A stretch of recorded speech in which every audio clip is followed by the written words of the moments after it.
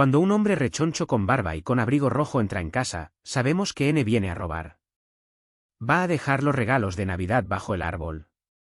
En Occidente, todos conocen la fecha en la que esto ocurre, bien sea la noche del 24 de diciembre, o la mañana del 25. ¿Pero acaso sabías que Papá Noel no siempre se vistió de rojo? De hecho, su ropa tradicional era de color verde.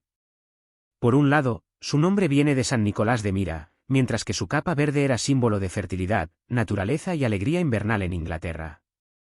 Pero fue Coca-Cola, en 1931, quien lo vistió de rojo para siempre, fusionando el folclore europeo con el marketing moderno.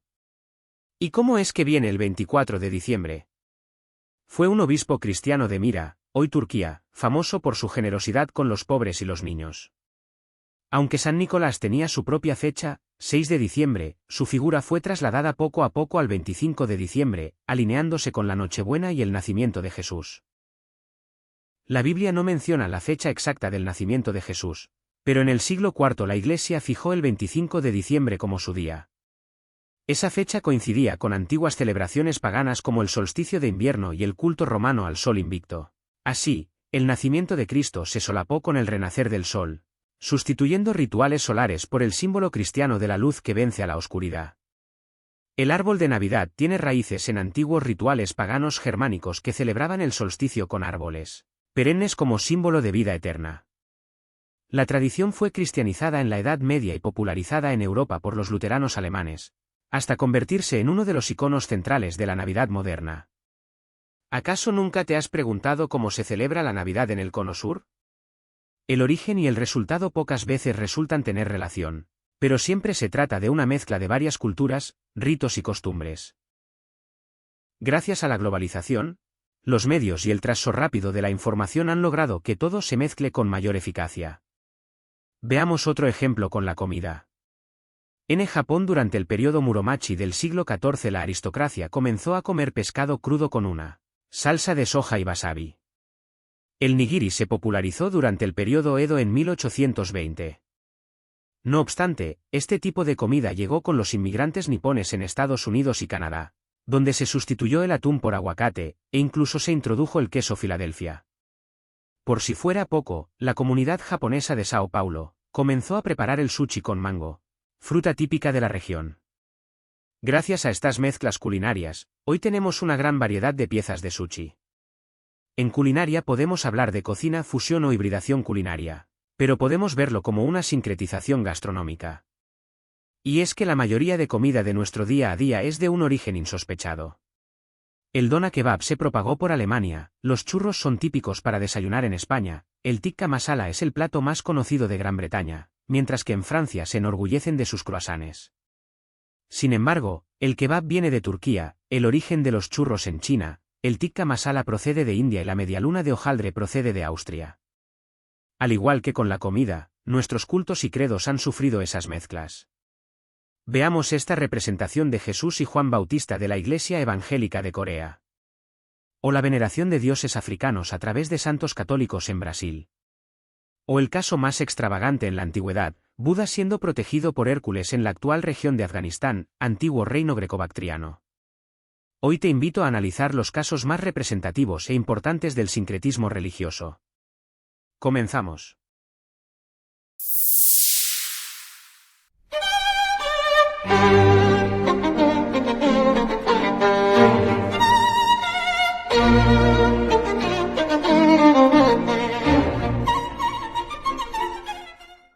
Para empezar, revisemos los tipos de sincretismo que vamos a encontrarnos a lo largo del vídeo. 1. Sincretismo teológico. Es la fusión o identificación entre dioses o figuras sagradas de distintas religiones. Por ejemplo, a Isis se la relaciona con Demeter porque ambas son diosas madres, vinculadas a la fertilidad, la agricultura y la protección del hijo. 2. Sincretismo litúrgico o ritual. Consiste en la incorporación de rituales o prácticas religiosas de una religión en otra. Por ejemplo, la Navidad, que celebra el nacimiento de Cristo, fue fijada el 25 de diciembre para coincidir con el solsticio de invierno y absorber las fiestas paganas. 3. Sincretismo iconográfico o simbólico. Implica la reutilización de símbolos visuales, objetos sagrados o arquitecturas de una religión en otra. Un ejemplo claro es el ankh egipcio, símbolo de la vida eterna, que fue sustituido o reinterpretado como la cruz cristiana durante la expansión del cristianismo copto en Egipto. 4. Sincretismo doctrinal o ético. Se refiere a la integración de valores morales, visiones del alma o ideas de salvación dentro de una religión dominante. Un buen ejemplo es la idea de la reencarnación en el budismo, que toma prestada y transforma la doctrina cíclica del samsara del hinduismo. 5. Sincretismo colonial o forzado. Es resultado de procesos de conquista o evangelización, donde los pueblos subordinados adaptan sus creencias bajo una nueva religión dominante. Generalmente se oculta o camufla para sobrevivir bajo represión. Por ejemplo, en los Andes, la Pachamama, la Madre Tierra, fue reinterpretada como la Virgen María, permitiendo a los pueblos indígenas seguir rindiéndole culto en forma cristianizada. 6. Sincretismo espontáneo o popular. Es la mezcla natural y no institucionalizada de creencias. Todos conocemos a alguien que se declara cristiano, pero también cree en el karma, el horóscopo, la reencarnación o incluso en vidas pasadas o extraterrestres. Comencemos nuestra historia en una época de profundos encuentros culturales, una encrucijada que aún hoy resuena en nuestras creencias. Hacia el 320 a.C., Alejandro Magno había conquistado gran parte de Asia y Egipto, sembrando la semilla de un sincretismo sin precedentes. En Egipto, tierra de faraones milenarios, se impuso una nueva dinastía, la de los Ptolomeos, griegos que no solo gobernaron, sino que se integraron profundamente en la cultura local. Los helenos, fascinados por la majestuosidad egipcia, comenzaron a erigir estatuas con estética griega, pero respetando los símbolos, templos y ritos tradicionales del Nilo. Fue durante el reinado de Ptolomeo y Sóter, uno de los generales de Alejandro, cuando se inventó una nueva deidad, Serapis. Este dios fue una creación deliberada. Una fusión política y religiosa que unía a Osiris, dios egipcio de la resurrección, Apis, el toro sagrado de Menfis, Zeus, padre de los dioses griegos, y Esculapio, sanador divino del mundo helénico. El resultado fue una figura poderosa, Serapis, representado con barba al estilo griego, sentado en un trono solar, y a veces con el modius, una medida de grano, sobre la cabeza, símbolo de fertilidad y agricultura. Se construyó un gran templo, el Serapeo de Alejandría, cuya localización conocemos hoy gracias a los textos antiguos y excavaciones modernas. El éxito fue tal, que los propios egipcios adoptaron a Serapis, y Ptolomeo, al respetar y fusionarse con las tradiciones locales, fue aceptado como auténtico faraón.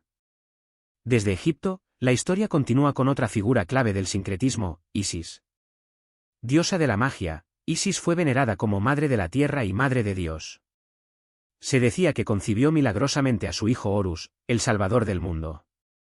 Proteger a los marineros, curar a los enfermos y devolver la vida, todos eran atributos suyos.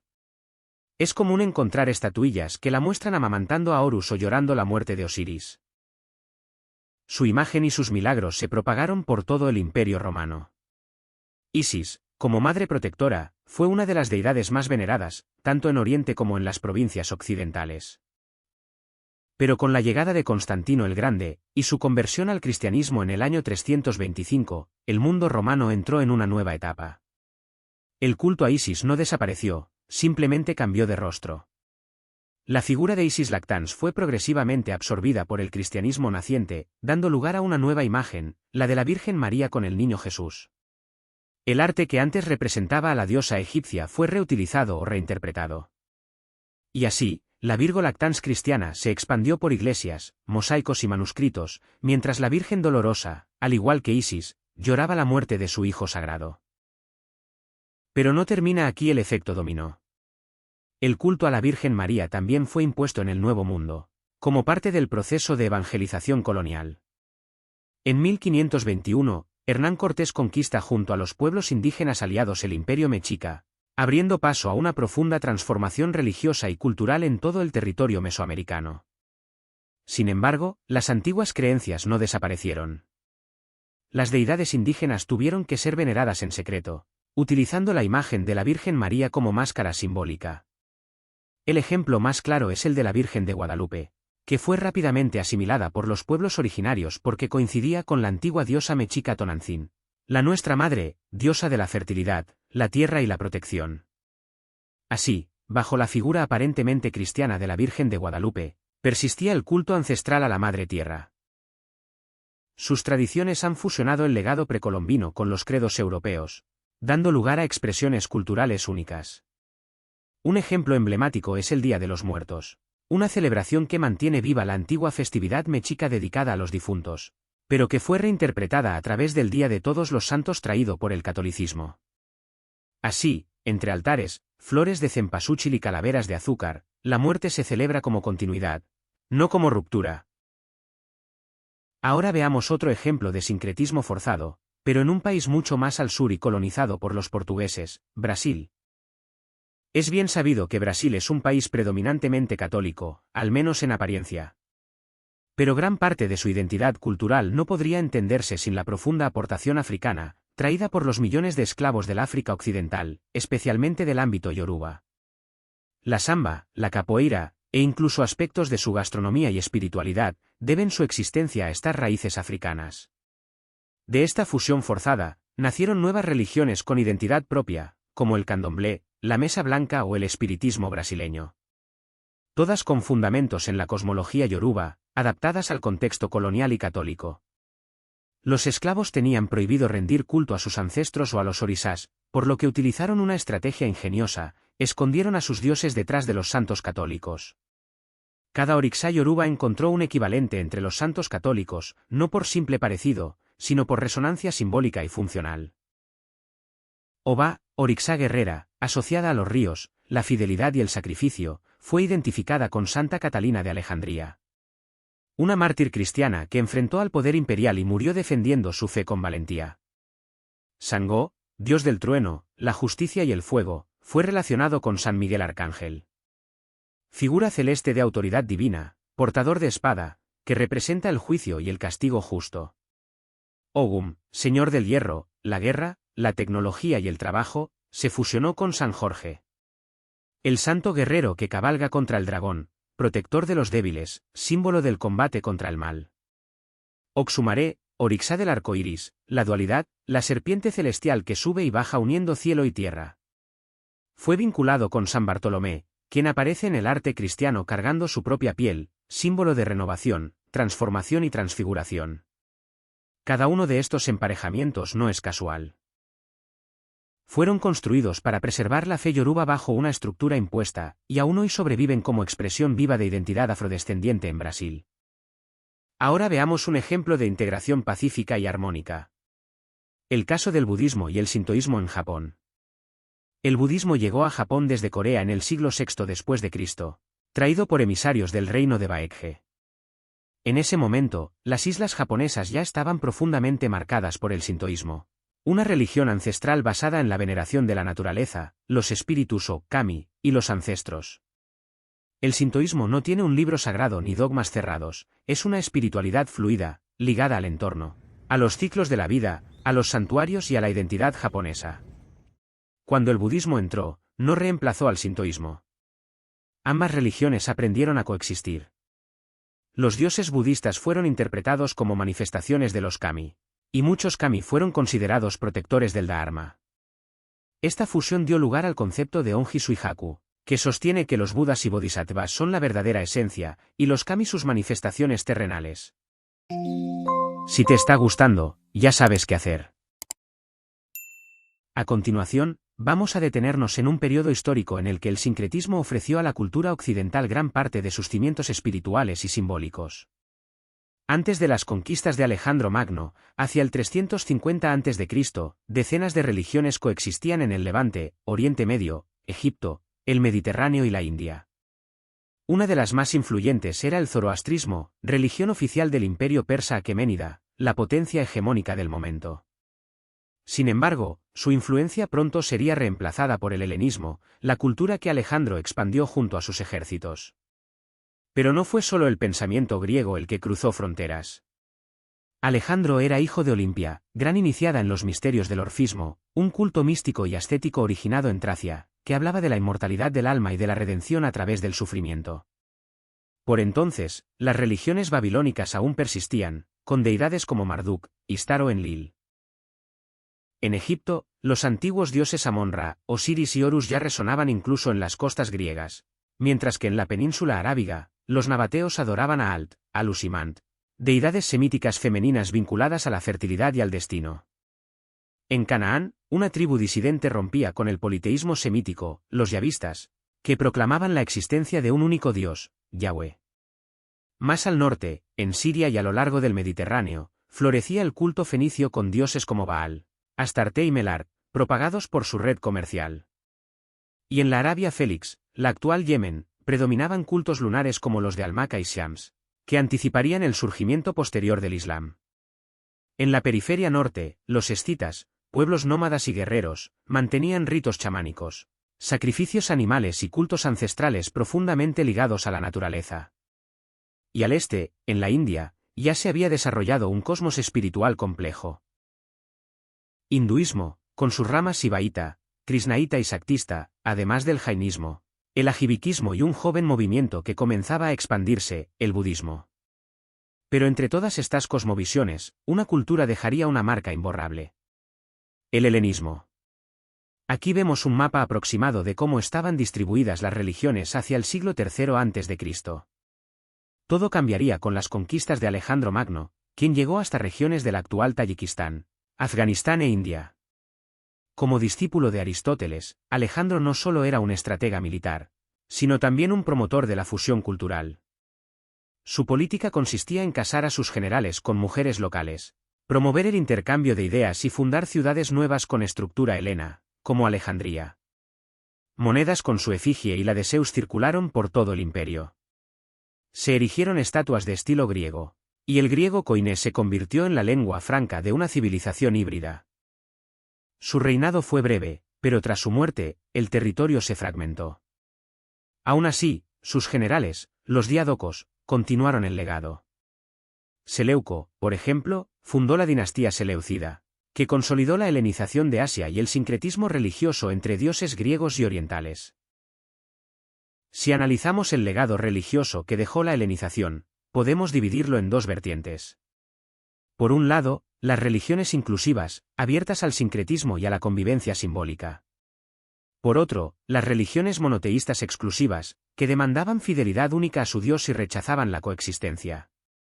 Los cultos helenizados como el orfismo, los misterios de Eleusis, el neopitagorismo o el hermetismo alejandrino, pertenecen a esa primera categoría. Sistemas espirituales abiertos, que acogían saberes extranjeros y promovían la búsqueda personal de lo divino, y una figura clave en este contexto fue Orfeo. Aunque hoy se le asocia con la Grecia clásica, Orfeo no nació en Atenas ni en Delfos, sino en Tracia, al norte del mundo heleno. Su culto fue adoptado e integrado en Grecia y especialmente en Macedonia, donde la madre de Alejandro Magno, Olimpia, era una devota ferviente de los misterios órficos. ¿Pero quién era Orfeo? Según la tradición, Orfeo era un poeta, músico y chamán, capaz de domar a los animales salvajes y mover las piedras con su lira. Pero su mito más célebre es el de su descenso al Hades para rescatar a su amada Eurídice. Del orfismo se propagaron ideas que transformaron la espiritualidad griega, la metempsicosis, es decir, la transmigración del alma a través de diferentes cuerpos tras la muerte. La visión del cuerpo como prisión del alma, y la vida como un ciclo de sufrimiento del que solo se escapa a través de rituales de purificación y sabiduría esotérica. El conocimiento no era simplemente una virtud intelectual, sino un medio de salvación espiritual. Este pensamiento caló hondo en el mundo helenístico, e incluso dejó huellas en corrientes filosóficas posteriores como el neoplatonismo y en ciertos sectores del cristianismo gnóstico. Una religión mucho más antigua también sirvió como fuente cultural y espiritual para los griegos. Las religiones de Mesopotamia, donde aún se veneraban antiguas deidades en regiones como Media, Susiana o Babilonia. Allí se adoraban a dioses arcaicos, muchos de ellos inspiradores de figuras griegas posteriores. Marduk, dios supremo de Babilonia, asociado al orden cósmico y a la victoria sobre el caos, sincretizado con Zeus Bel. Nabu, dios de la escritura, el conocimiento y el destino, asimilado a Apolo por su rol profético.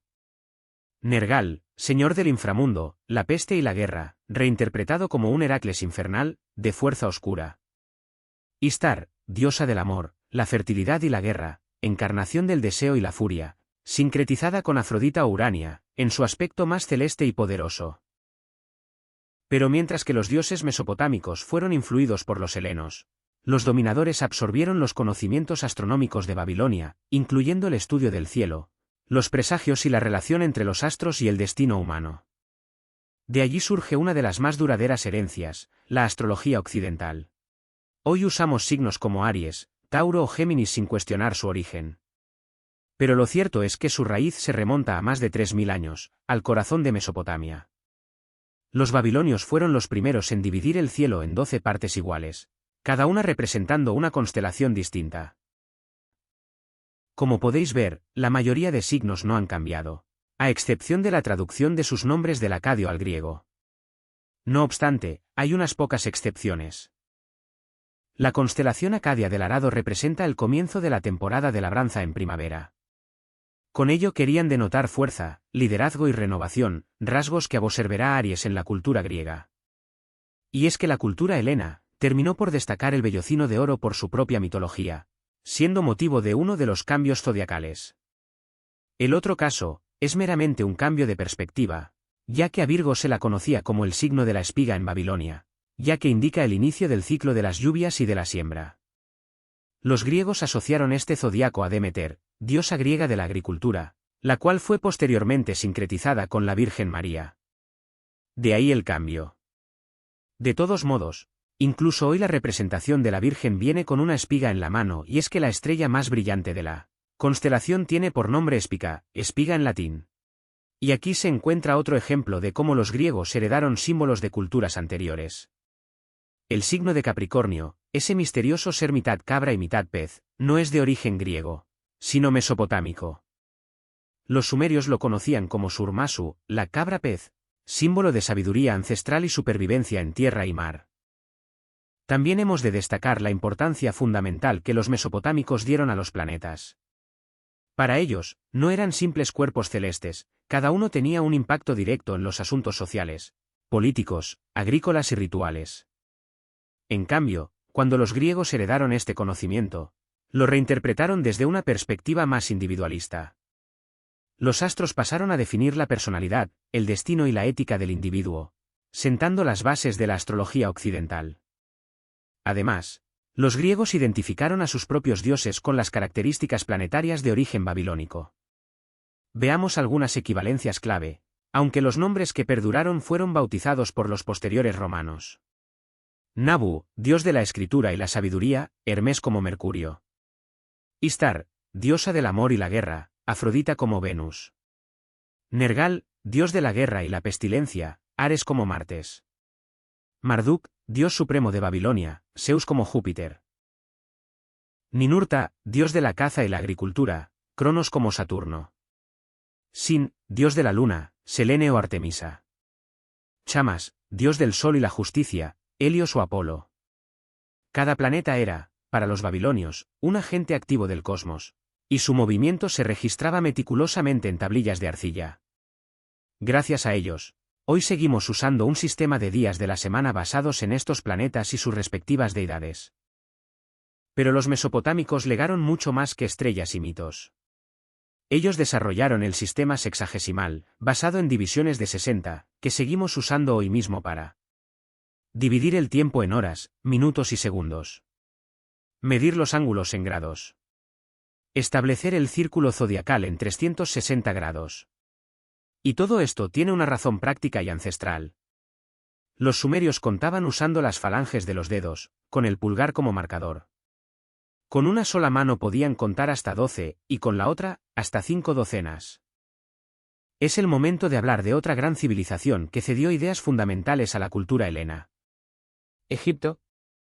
Ya desde tiempos remotos, los griegos veneraban a los egipcios como una civilización ancestral, fuente de sabiduría, misticismo y arquitectura monumental.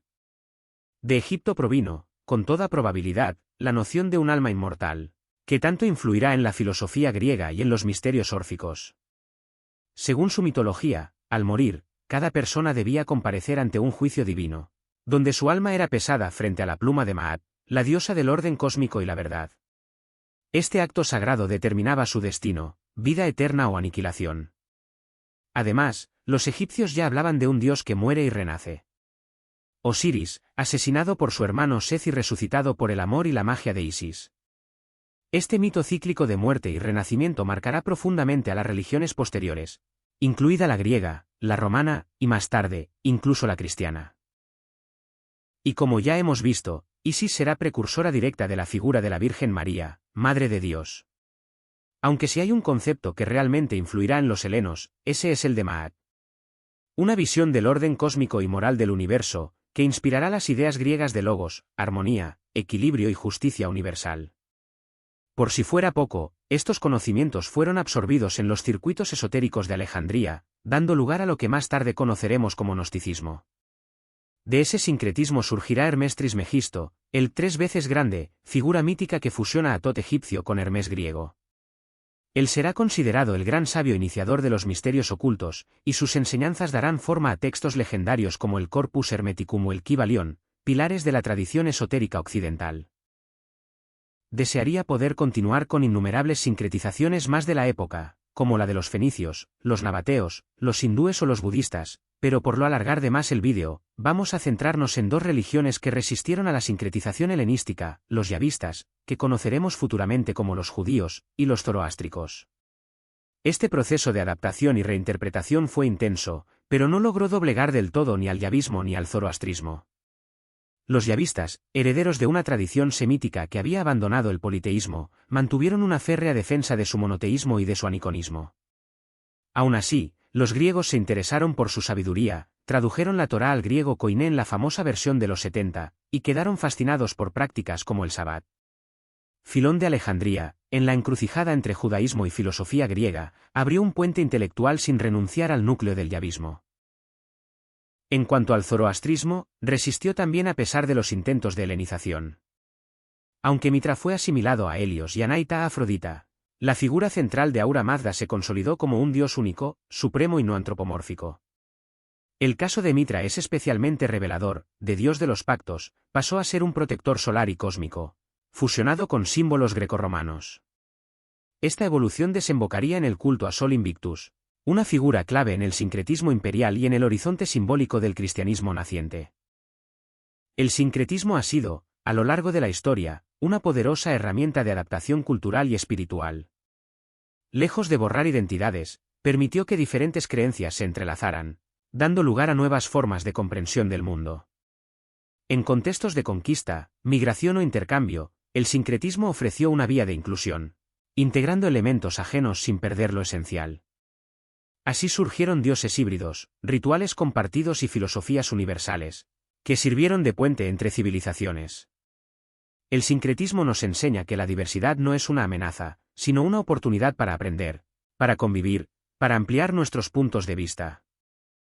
Te dejo en comentarios la bibliografía de este vídeo y te aconsejo algún que otro libro. Si te ha gustado te recomiendo mi obra, El sueño de Brahma. Novela histórica ubicada en el siglo III a.C. entre la India y Persia. Muchas gracias y hasta el próximo vídeo. Muchas gracias y hasta el próximo vídeo.